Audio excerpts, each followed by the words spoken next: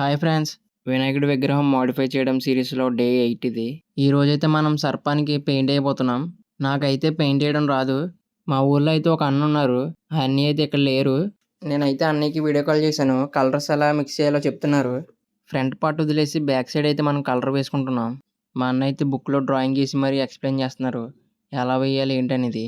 ఇలాంటి వాటికి బాగా సపోర్ట్ చేస్తారు అన్న. టెస్టింగ్ అయితే మనం పేపర్ మీద డ్రా చేస్తున్నాం. బాడీ పై భాగానికి అయితే ఈ కలర్ వేస్తున్నాను. ఫైనల్గా బాడీకి అయితే ఈ కలర్ వేసేసుకున్నాం. ఇప్పుడు లోనున్న బాడీకి అయితే ఈ కలర్ వేస్తున్నాను. నా వీడియోస్ మీకు నచ్చితే కనుక లైక్ కొట్టండి. వీడియోస్ చూస్తున్నారు కానీ లైక్ చేయట్లేదు.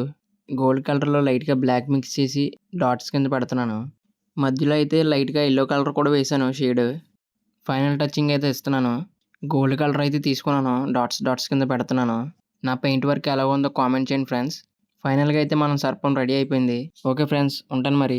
నెక్స్ట్ వీడియోతో మళ్ళీ కలుద్దాం.